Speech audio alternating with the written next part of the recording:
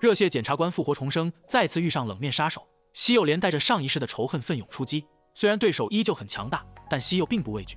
一番打斗后，西柚落入下风，幸得警方及时赶到，杀手只得离开。好在盛赫并无大碍，瑰丽气愤的要调查凶手身份，被西柚拦下。支开其他人后，西柚希望两人能放弃调查，将金永日释放，并停止调查 JQ 建设。正义的检察官们并不愿意放弃，西柚耐心劝阻两人等待时机。金部长询问赵议员，他秘密调查半岛银行的事是否是西柚告密。赵议员说，西柚是个聪明人，有实力又有绝佳的判断力，但他身居高位，可不是能轻易摆布的人，哪怕一点风吹草动，他都能第一时间知晓。金部长的行动自然也不会例外。秘书告知赵议员行动失败，中途有人插手，随后警方也来了，正在确认周遭监控画面。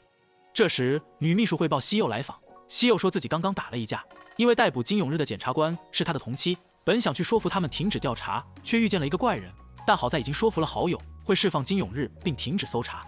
现在特意前来是要听取赵议员的意见，袭击检察官非同小可。本着检察官时刻怀疑的态度，势必要调查那个怪人，但又担心那人是议员的人，只好来寻求指示在行动。赵议员让西柚不要追查，但没有正面回答，只说自己这边会调查。狡猾的赵议员也并没有完全信任西柚。赵议员告知西柚，金部长会出任下届检察总长，问西柚和他的目标背道而驰，是否会有不满。西柚表示会完全信任赵议员的选择。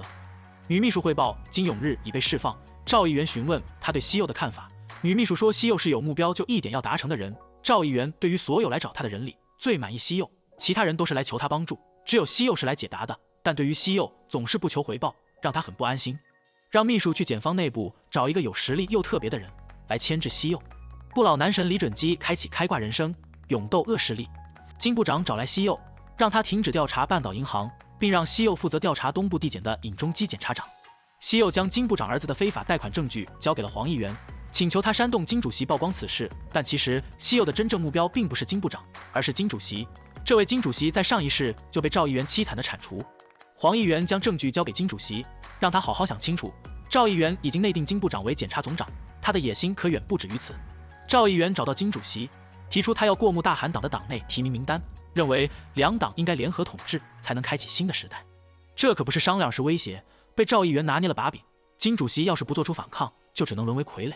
金主席气愤不已，拿着证据交给了东部地检，两人达成合作。西亚清楚，这都是赵议员为了拿捏他们兄妹的手段，他也不想再坐以待毙，想要效仿赵议员给他一点警告。西柚让上万可以联络金永日了，如今他手握那么多股份，只要一个电话，金永日就会跪着迎接他。上万告知西柚，最近有个大户疯狂买进股份，好不容易才查出那人叫朴忠赫。联系护送上万来到 JQ 建设，金永日连忙谄媚的和上万攀交情。上万向西柚汇报，金永日以他父亲会当上检察总长，不断说服他投资，便以股份为担保条件答应了投资。西柚正和全厅长商议，西柚计划利用金主席揭穿金部长的非法行为，但不相信政界人物的全厅长有一个更好的办法。女秘书向赵议员汇报，金主席拿到了 JQ 建设的非法证据，但还在搜查泄露途径，调查了东部地检的检察官和西柚，确定他们没有与金主席接触过。目前最可疑的是尹中基，可能是对检察总长内定表达不满。赵议员让金部长调查金主席的舞弊证据，等待时机再公布。金部长将这项任务又交给了西柚，一切都在朝着西柚的计划行进。西柚希望黄议员能坐上大韩党主席之位，而他会帮助赵议员铲除金主席，再让黄议员能坐上与赵议员抗衡的位置。检察厅长为了守住权力宝座，不惜大义灭亲。上万发现朴忠赫的 IP 地址竟在天下集团，西柚找到西亚，原来朴忠赫就是西亚身边的朴秘书。西柚担心被赵议员发现，西亚会有危险。西亚并不在意，既然战争已经打响，哪怕流血受伤，只要能将对方踩在脚底就值得。西亚希望能和上万合作，一起吃下 JQ 建设。对于金主姐姐的邀约，上万激动不已。金主席找到黄议员，他会假意对赵议员唯命是从，而黄议员在赵议员松懈之时就揭露这起案件。金部长任命检察总长的听证会开始，而另一边全厅长就当着记者们的面公布了金部长儿子的所有非法行为的证据。韩美也丝毫不留情面，大义灭亲。黄议员收到消息，让大家立即确认速报，众人才知道 JQ 建设舞弊行为被证实了。全厅长决定一人担下所有责任，牺牲自己换取大家的机会。金部长向赵议员求救，但事件影响过大，赵议员只能让金部长请辞。金部长决定将儿子持有的天下集团股份交给赵议员，希望他能用在对国家有益的事务上。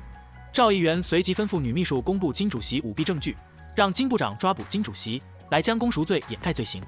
但这也是杯水车薪，有个前车之鉴就很好参照。江震抛弃父亲，换取自己活命，而金部长要想存活，也只能亲手逮捕自己的儿子。他会负责扭转舆论风向，并叮嘱金部长暂时不要动全厅长，等风波平息后再下手。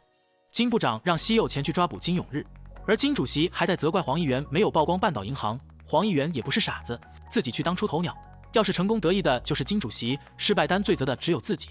这时秘书汇报，金主席被曝舞弊受贿，而尹中基早已置身事外。他早就猜到，不论是黄议员还是全厅长，都不会去爆出半岛银行。西柚逮捕了金永日，金部长也大义灭亲，向民众致歉管教失职之罪。明秀来到了赵议员家，随后前去拘捕了未来电子的全社长。有了权力的加持，一切都好办很多。金部长向赵议员致歉，承诺会马上释放全社长，但赵议员却让他依法处理。